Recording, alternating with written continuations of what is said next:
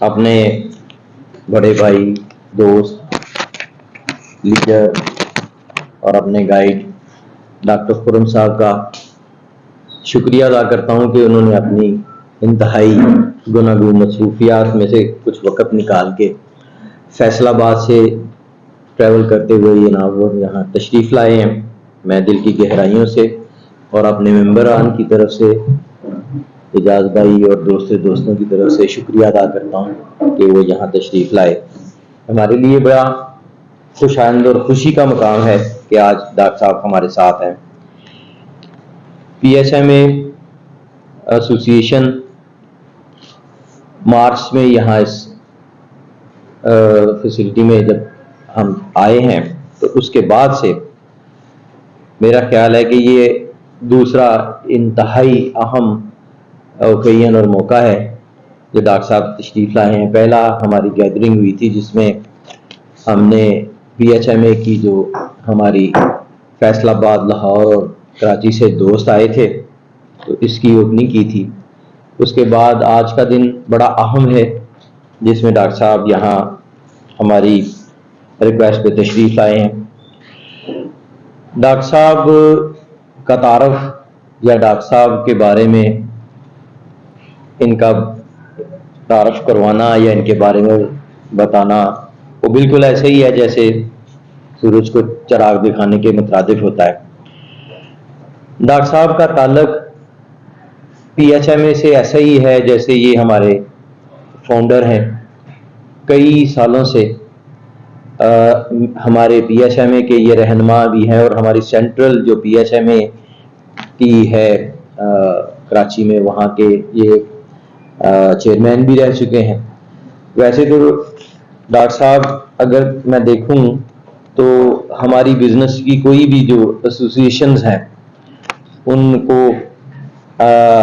Lead कर चुके हैं, जिसमें सबसे पहले तो मैं ये बताऊं कि डॉक्टर साहब माशाल्लाह पाकिस्तान में जो 100 सबसे इम्पोर्टेंट CEOs हैं उन CEOs में डॉक्टर साहब का नंबर सरफहरिस्त आता है। ये फैसलाबाद में निटवेयर हौजरी की जो इनकी कंपनी है K&M's के CEOs भी हैं। उसके अलावा डॉक्टर साहब आप सब मेरे ख्याल में जानते ही हैं कि हमारी इंडस्ट्री के एक ऐसे मेंबर हैं जिन्होंने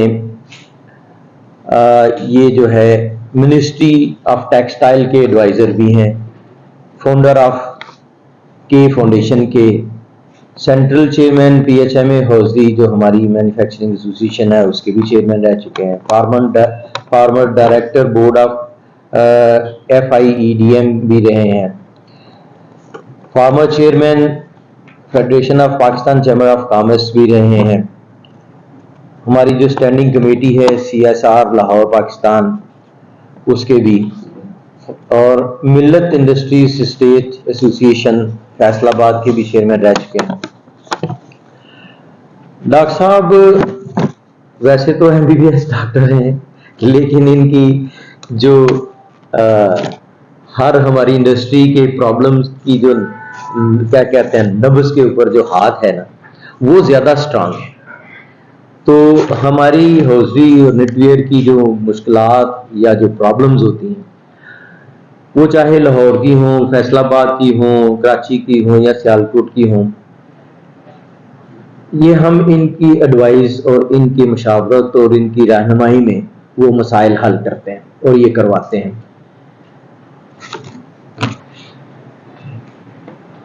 डॉक्टर साहब को मैं तकरीबन पिछले 3 डेकेड से जानता हूँ और अपने आप को खुशकिस्मत समझता हूँ कि ये मेरे बड़े भाइयों जैसे हैं, दोस्त भी हैं, लीडर भी हैं, गाइड भी हैं। अपार्ट फ्रॉम इंडस्ट्री मुझे जब कभी कोई ऐसा मसला दरपेश होता है कि जिसमें मैं समझता हूँ कि मुझे अब जो है पंजाबी जो है फंस गया, तो मैं फिर डॉक्टर साहब को से डॉक्टर साहब ने कभी भी जो है इनकार नहीं किया। कहीं भी हों, कैसे भी हों, डॉक्टर साहब जो है वो इंडस्ट्री का हो, एसोसिएशन का हो या हमारे किसी मेंबर्स का कोई मसला हो तो उसमें हमारी रहनुमाई फरमाते हैं।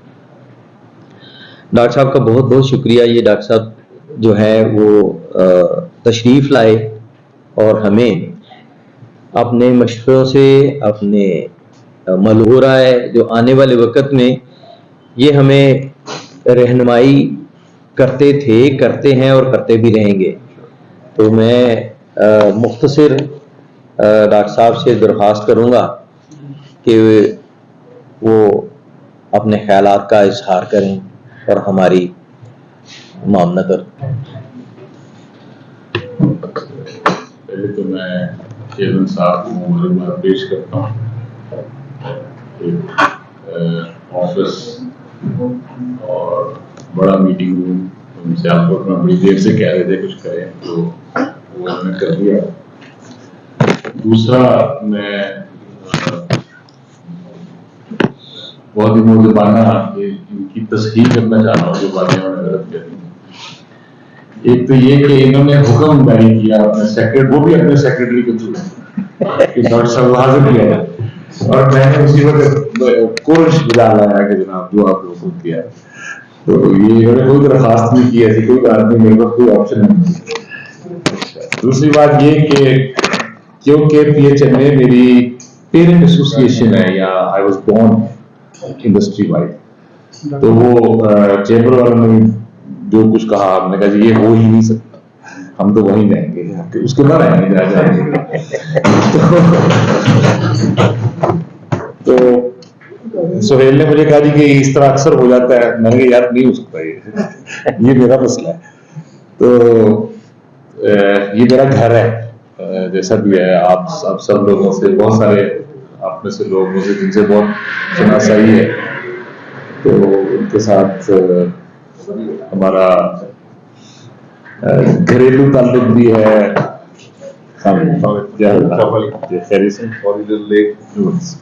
फैसल साहब की कॉल आई और मैं उस वक्त फैसल साहब के वाले साहब के बारे में सोच रहा था कि वो जर्नी हम एक फेयर पे गए और कैसे, और उसी वक्त बाई चांस में सोच रहा था सियालकोट जरा वो चल रही थी मूवी, तो उस वक्त फैसल की कॉल आ गई। तो मैंने कहा यार मैं शेख साहब के बारे में सोच रहा था, तो आपसे मुलाकात होगी आज। तो ये ऐसा ताल्लुक है जी हमारा। तो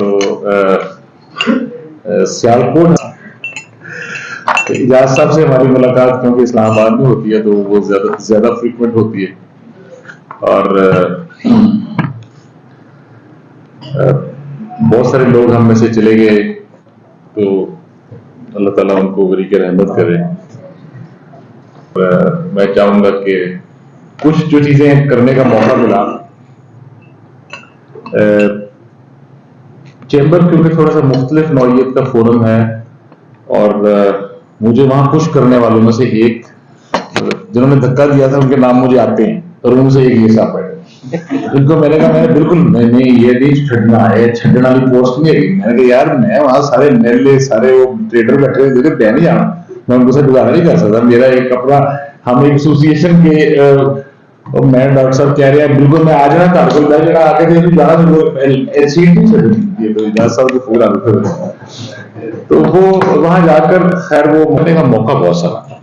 तो हमने शहर में सिटी की डेवलपमेंट के लिए 3-4 मेजर प्रोजेक्ट्स हमने स्टार्ट करवाए, और in very close liaison with Punjab, current with Punjab government, और current Punjab government is very helpful. CM and SM Tanveer sahab very helpful. Sialkot में भी 2-3 प्रोजेक्ट्स हो रहे हैं, और वो उनको पर्सनली देख रहे हैं और शोकबाजी के बजाय कर रहे हैं।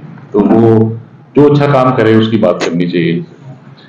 और लेबर वेलफेयर स्कूल्स हैं, उनको मैंने अपने कमांड में लेकर, तो एक तो मुझे हमारे में से एक मेंबर ने कहा कि एक स्कूल मैं देख लेता हूँ, मेरी जिम्मेदारी आ गई। उसमें हम टीचर्स भी दे रहे हैं, जो कुछ भी है वो सारे हम मिलकर, तो उसको फिर हमने एक वहां पर एक ऑर्गेनाइजेशन लॉन्च कर दी, उसका नाम रखा शहर उखवा, के वी वर्क एज ब्रदर्स ये शहर के अंदर। और सियालकोट ने प्रैक्टिकली ये चीजें की हुई हैं। शहर उखवा मींस ब्रदरहुड। ब्रदरहुड इसलिए नहीं रख सकते थे, नाम रखा था ब्रदरहुड, तो वो उसने नहीं, वो डेंजरस है बहुत। वो बाद में ना इंटरनेशनली शूट डाउन हो जाता, तो इसलिए उसको बड़ी मुश्किल से वो सारी मैंने वो वापस की। फिर पंजाब लेवल पे हमने इस बार हमने चैम्बर्स को बहुत मोबिलाइज किया।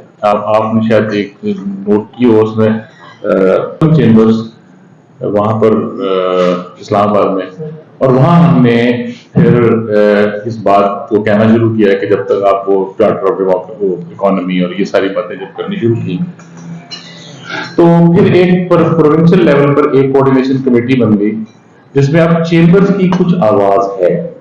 चेंबर्स अब प्रोविंशियल लेवल पे आवाज, अब आप ये देखें ना जितने डेवलपमेंट प्रोजेक्ट्स हैं वो चेंबर्स के थ्रू ऑपरेट हो रहे हैं। So and we made it happen. हमने अपनी वॉइस की और हमने आगे आगे जाके छोड़ा नहीं है उनको। जो हम एसोसिएशन में अपनी इंडस्ट्री के लिए करते थे, जाहिर है वो एम्बिट नहीं था। तो कभी किसी ने पूछा है ना कि तो मैं सेनेट में घुस गया तो उन्होंने कहा जी कि I want to present my pre budget. तो मानवी वाला साहब ने मेरी तरफ देखा, मैंने कहा जी हम तो आएंगे, तो आ गए। तो फिर 4 चेंबर, वो क्या करते थे 2 चेंबर्स को बुला लेते थे कभी कभी, कराची और लाहौर। तो आइडिया वॉज के ये बड़े चैम्बर हैं, ये provincial chambers as provincial headquarter के हैं। तो उसमें मैं उसमें भी घुस गया and then I was asked to deliver a speech in senate. उसके बाद फिर नेशनल असेंबली की जो कमेटीज थी, तो अपनी वॉइस रेज कर सकते ना, सोल्यूशन तो मेरे हाथ में नहीं है। तो फिर एफबीआर के अंदर जो उन्होंने बनाई उसमें प्री बजट हुई, तो अल मशहूर डार साहब उन्होंने कहा कि यार ये कुछ बातें ठीक भी हुई हैं इस दफा।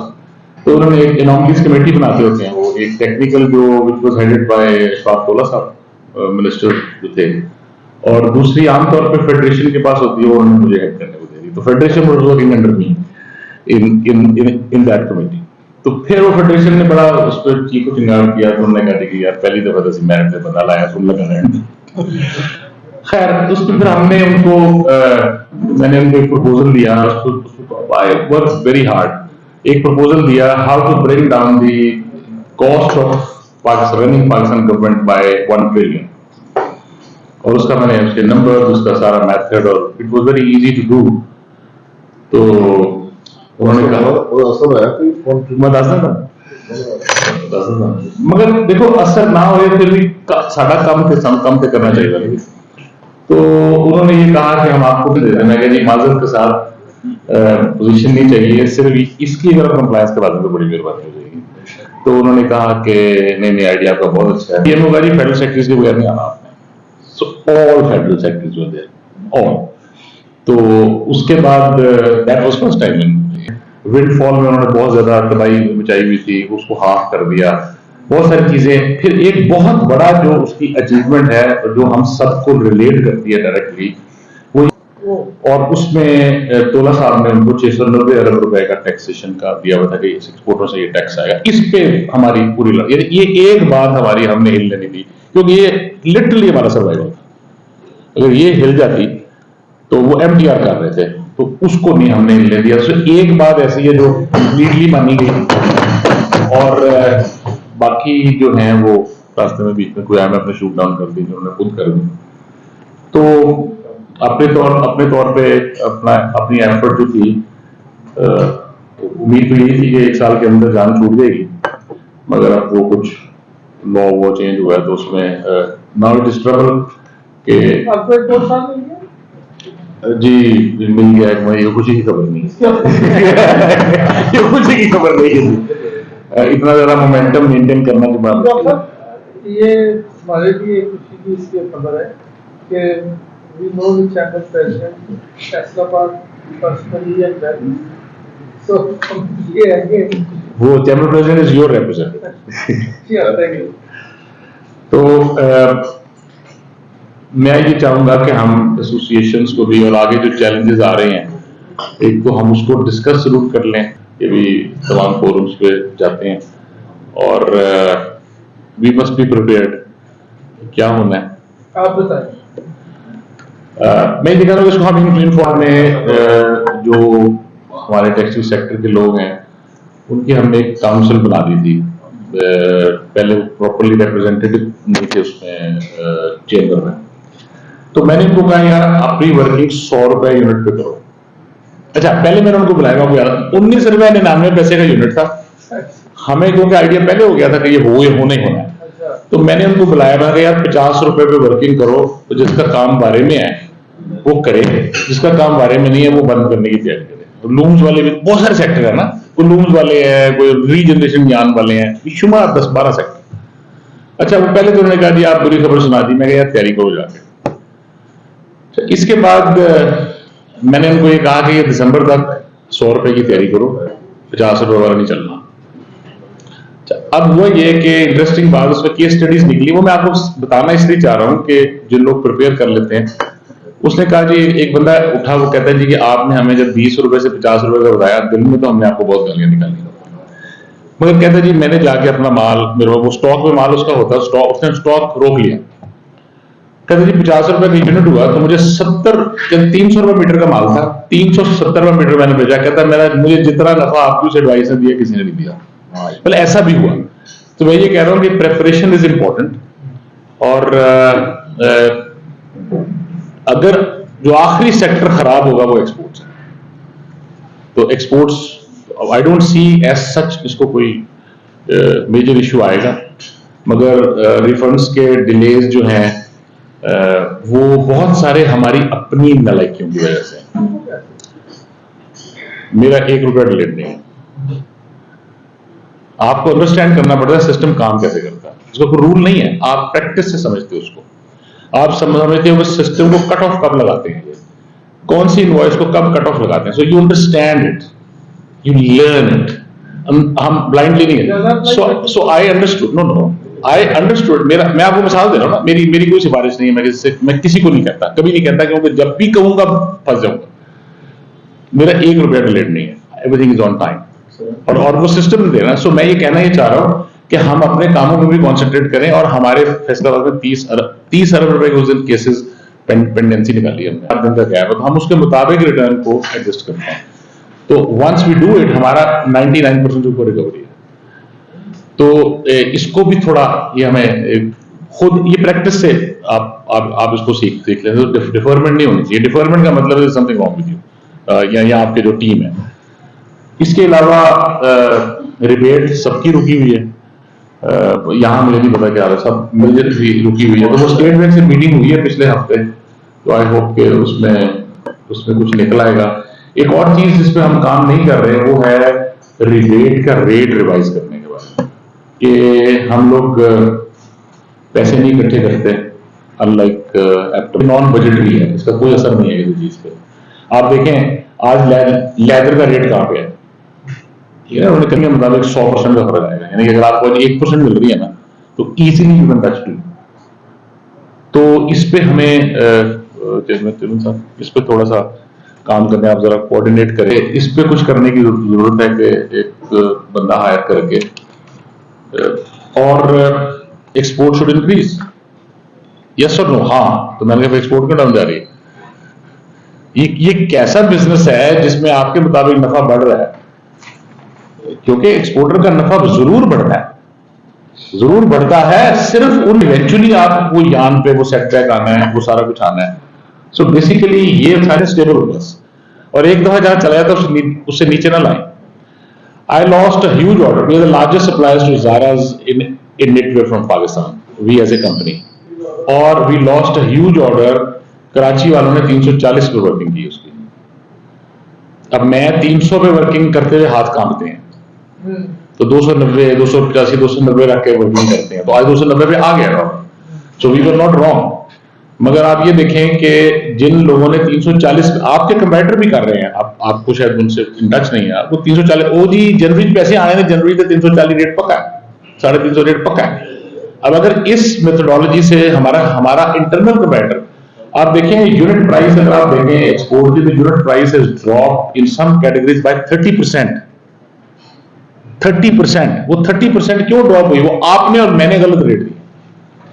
दुनिया में कोई चेंज नहीं है। और हालांकि हमारी कॉस्ट, जाहिर है कॉस्ट भी तो एक पोर्शन कॉस्ट में भी जाता है। तो हम लोगों ने कस्टमर्स को बहुत ज्यादा पास ऑन करना शुरू किया हुआ है। इसको रोकें, इस टेंडेंसी को। अगर आपके पैसे बनते हैं तो वो बढ़ाने चाहिए, जब पैसे नहीं बनते तभी तो आप काम कर रहे होते हैं, तभी तो आप फैक्ट्री चला रहे होते हैं। और एक जो मुसीबत दूसरी नाजिल हो गई है एकॉर्ड वाली, वो अब जिन लोगों के कस्टमर्स उससे लिंक्ड हैं वो अब तकरीबन नाजिल हो चुकी है। वो जो एकॉर्ड नहीं जो जी, तो एकॉर्ड वाली मुसीबत नाजिल हो चुकी है और उन्होंने अब उस कंपनी को प्राइवेट लिमिटेड करवा दिया। पहले वो एनजीओ की तरफ से कुछ दिन पहले उन्होंने उसको प्राइवेट लिमिटेड करा दिया। तो वो जो बात नहीं, पाकिस्तान की एक्सेप्टेंस की जरूरत नहीं है। इस पे बहुत लड़ाई, यहाँ मीटिंग वहाँ मीटिंग, वो सारा कुछ हुआ, मगर इवेंचुअली उन्होंने इतनी अच्छी सेल की है कस्टमर के पास कि अब आपके पास कोई चॉइस है नहीं। आप शुरू हो गए, बल्कि 400 बंदा तो अब उन्होंने लिस्ट करके पहला उन्होंने दे दिया कि 400 बंदे की लिस्ट के लिए ये लोग जो हैं ये तो इसका हिस्सा बनने के लिए। सो इवेंचुअली आपको उसमें एक्टिवली आना पड़ेगा। सो नहीं, यही आपके पास चॉइस ही नहीं बचनी, क्योंकि सब कस्टमर्स ने बोलना शुरू कर दिया, इवन अमेरिकन कस्टमर्स ने बोलना शुरू कर दिया जो बांग्लादेश के अकाउंट का हिस्सा नहीं थे। तो उसको भुगतना पड़ेगा, वो एक नया अजाब है।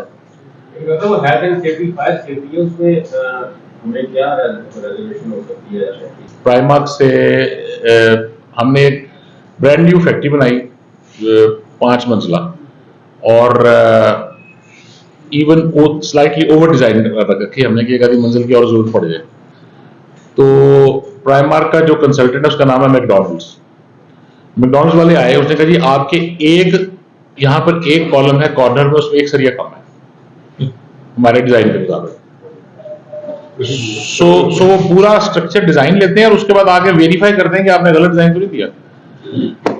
तो we have to redo everything. जो आप कह रहे हैं इस जुमले का कुछ भी निकल सकता है आपकी फैक्ट्री में। सो बाय देयर स्टैंडर्ड, सो लोग जो कंस्ट्रक्शन कर रहे हैं उनकी 40% कॉस्ट बढ़ गई है कंस्ट्रक्शन की। तो नहीं, इक्विपमेंट का इतना ज्यादा मसला नहीं है। जो अब आप अगर जो स्ट्रक्चरल स्टेबिलिटी है ना, वो एक इम्पोर्टेंट एस्पेक्ट है। तो आहिस्ता आहिस्ता उन्होंने वो करते जाना है और हमें उस तरीके पे जाना ही पड़ेगा। अब हम वो तंबू लगा के काम नहीं कर सकते। तो बहरहाल स्ट्रक्चर में वो आप कह रहे हैं वो मुझे अकॉर्ड का नहीं पता, मैंने आपसे प्राइमार्क का शेयर किया, मगर अकॉर्ड का भी तकरीबन यही होगा। जी यही होगा। और उसमें ज्यादातर बंगालीज उनके पास हैं, वो आते हैं वहां से और आकर वो हमारे पास तो रात को 1 बजे आके वो सैंपल ले रहे होते हैं एफ्लुएंट ट्रीटमेंट प्लांट। सो आपको वो जो चक्कर है ना जी कि वो आएगा तो 4 बंदे साइड पे कर देंगे, पानी उसको चला देंगे, वो कोई चक्कर नहीं। तो so things are changing, we should change also. हम अगर सिर्फ ये कि इतने हमने थोड़ी रेजिस्टेंस की है यार, देखो ना हमने जिंदगियां गुजार दी। ऑनेस्टली स्पीकिंग, हम अगर देखें सोशल सिक्योरिटी और ये सारे डिपार्टमेंट्स के ड्यूज जो हैं, इनको हम टैक्स समझ के जमा कराते रहे। ऐसे ही है ना। अब ये सोच हमें चेंज करनी पड़ेगी। Make it part of the cost. अब इसको पार्ट ऑफ द कॉस्ट गिने, और आज माल आपका बिकना चाहिए उसको पार्ट ऑफ द कॉस्ट गिन के। अगर आप इसको एज टैक्स गिनेंगे ना, एज अलग गिनेंगे, तो फिर आपको तकलीफ होगी। हमें सोच चेंज करनी पड़ेगी। हमें आज पे आना चाहिए और हम आ सकते हैं। आज का जो एक्सचेंज रेट है ना, वो हमें अलाउ करता है कि हम इस चीज को फैक्टर इन कर लें। और बेसिक सैलरी का नोटिफिकेशन तो मिल गया होगा आपको सबको। 19 तारीख को आया। हाँ वो तो हो गया। तो still we are cost effective in the world. हाँ, बस हमारा एक इशू है कि हम उतने एफिशिएंट नहीं है। तो अगर हमारी एफिशिएंसी बेहतर हो जाए, मटेरियल प्रोडक्टिविटी हमारी कम है, हमारी वेस्टेजेस आर हायर, तो अगर ये 2-3 चीजें ठीक हो जाएं तो इस वक्त तो उन्होंने हमें डाउट किया है कि आप कंसल्टेंट को अनुरोध करें, गवर्नमेंट उनको बुलाती है और फिजिकल सेशन, जूम सेशन उन्होंने ऑफर की थी। जूम सेशन में वो चीज कंसीव नहीं होती, कन्वे नहीं होती। वही वांट के भाई बड़े तमाम शहरों में तमाम एसोसिएशन के साथ वो फिजिकल सेशन हो, क्रॉस क्वेश्चनिंग हो, जो कि उसके साथ बैठ के अवेयरनेस जितनी मैक्सिमम आप अपने एसएमई को दे सकते हैं, स्पेशली अपैरल सेक्टर। डॉक्टर साहब, एक और चीज आपसे कहना चाहूँगा, माशाल्लाह आप जिस तरह मूव करते हैं, हमने ऑलरेडी भी प्रिग्मिया पीएचएम ने एक कंसेंसस डेवलप किया था कि हम अपने आप को अपैरल इंडस्ट्री हाईलाइट करें। हम टेक्सटाइल की जो बात करते हैं तो गोल सारा ऑप्टिमा के चला जाता है। ऑप्टिमा इज द वन सब सेक्टर ऑफ 14 टेक्सटाइल के जो सब सेक्टर है, उनकी एक्सपोर्ट भी देखा जाए तो it is less than 2 billion, whereas we can claim कि पीएचएम है प्रिग्मिया की जो एक्सपोर्ट है दैट इज अराउंड 9 बिलियन। तो हम 9 बिलियन का जब एक स्लोगन लेके किसी के साथ जाएं और हम कहें जी के apparel sector, we are not a textile, okay, we belong to textile, but actually we are a apparel sector which are the multi-fold value addition करते हैं। तो ये हमें हाईलाइट हर चीज हर अपने फोरम पे करना चाहिए तमाम को, ताकि हमारी रिकग्निशन एक स्टैब्लिश हो कि भाई दे आर रियली, क्योंकि सबसे ज्यादा एम्प्लॉयमेंट हम देते हैं। वैल्यू एडेड जो कपड़ा 90 सेंट का जा रहा है उसको हम $9 में करते हैं, उस पर 1% यार लगाएं तो इट इज 10, हमारा मतलब है 10 टाइम मोर एम्प्लॉयमेंट हम देते हैं, प्रोविंशियल टैक्सेस हम देते हैं ज्यादा, EOBI, सोशल सिक्योरिटी तमाम। अब उसके बाद वो क्या करेगा, उसका लायामल क्या होगा? वो एक ऐसे हदूदों को आयत बनाएगा अपने आप को डिफेंड करने के लिए, ऐसी चीजें बनाएगा कि यार नहीं, मेरी फैक्ट्री में ये नहीं हो सकता क्योंकि मैंने फायर एंड सेफ्टी के लिए ये इकदाम किए हैं, मैंने उन कॉलम्स की जिसकी बात की वो नहीं गिरेंगे क्योंकि मैंने ये इकदाम किए। सो बायर के लिहाज से वो एक कंपटीशन को बीट करने का तरीका है। अब जब बायर ऐसा सोच रहा है तो हम प्रोडक्ट अपनी चांद पे जाकर नहीं बेच सकते। जैसे डॉक्टर साहब ने कहा कि अगर वो कहते हैं नहीं करो नहीं तो पेमेंट नहीं होगी, very simple. So we have to adapt to the new things. अब उसमें इंडस्ट्री, ये जो आपने चीजें हाईलाइट की हैं, ये हम तसलसल से करते आ रहे हैं, हमारी जरूरत भी है, हम चाहते भी हैं, लेकिन हमारा जो काउंटर पार्ट है ना, जो स्टेट है या गवर्नमेंट है या जो, जब तक वो हमारे साथ जहनी तौर पे इस तरह ना सोचे जिस तरह हम सोच रहे हैं, जैसे हमारे दूसरे कंपटीटर कंट्री है इंडिया और बांग्लादेश है, तब तक ये मुमकिन नहीं है जहां तक मैं समझता हूँ। तो प्रायोरिटीज जो है ना, हमारा जो ब्यूरोक्रेसी है या हमारी जो मिनिस्ट्रीज हैं, उनकी ये प्रायोरिटीज ही नहीं है, वो सोचते ही नहीं है। अब उनको किस तरह हमने ऑन बोर्ड लाना है, किस तरह हमने उनको अपनी और उनकी जहनीत को मिलाना, ये एक ऐसा टास्क है जो पिछले 70-75 सालों से ना जहनी तौर पे उनकी वो हुई ही नहीं है। वैसे ग्रो नहीं हो रही। ये है मुझे अगर इजाजत दें जी माजूद के साथ मेरे हिसाब में इसमें डिफॉल्ट प्राइस है। Price we are weak. ये देखें हम क्यों वीक हैं, तो फिर आप मर्गी मुफाजात की बात क्यों करते हैं? Can you compare yourself with Indian private sector?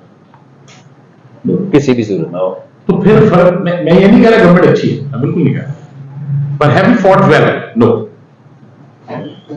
हम जिन फोरम्स में रहे हैं, I would confess myself कि हमने उन फोरम्स को जिस तरीके से हमें यूटिलाइज करना चाहिए था, बिकॉज ऑफ वन रीजन और दी अदर, मैं अपने काम में मसरूफ था, ये था वो था, मेरे पीछे बंदा नहीं था, मुझे पीछे से वो फीडबैक नहीं मिला, मेरे पास पीछे से वर्किंग नहीं मिली, ये सारी है, मगर it is the private sector which fights. तो हम, मेरे ख्याल में हम सारे यहाँ पर आज भी एक दूसरे को रिकमेंडेशन दे देंगे और गवर्नमेंट को रिकमेंडेशन दे रहे हैं, जबकि यहाँ गवर्नमेंट नहीं बैठी हुई। So I think we should recommend ourselves कि what will I do tomorrow differently? हम collectively we are resourceful, we are well connected, collectively we are well connected, मगर are we willing? Or if this room has only one willing person or two willing or three willing persons, it's not gonna happen. ये तो ऐसे है कि फैसल एक working करके भेज रहा है और सोहेल को बैठ कर, और सोहेल जो है उसको ऐड कर रहे हैं, डॉक्टर साहब लेके जाओ, आप दसो फिर की बनया, की बनया, ये ऐसे होगा काम। ये ऐसे नहीं होगा कि जी आपकी तकरीब अच्छी थी, ये ऐसे नहीं होगा। और इजाज साहब भी बहुत ज्यादा फोरम्स पे होते हैं, तो we have not done well, मैं इस बात को कन्फेस करूंगा। मैं ये नहीं कह रहा कि गवर्नमेंट अच्छी है, मगर we should be smart enough. देखें, हम ऐसे कारोबार निकाल कर लाते हैं, हालांकि तो हमारे सामने टिक नहीं सकता, तो हमको भी तो निकाल कर लाते हैं, तो गवर्नमेंट से हम क्यों नहीं ले सकते? बहुत, मैं ये नहीं कह रहा सब कुछ मिल जाएगा, but we haven't done our best. Sir, हमारी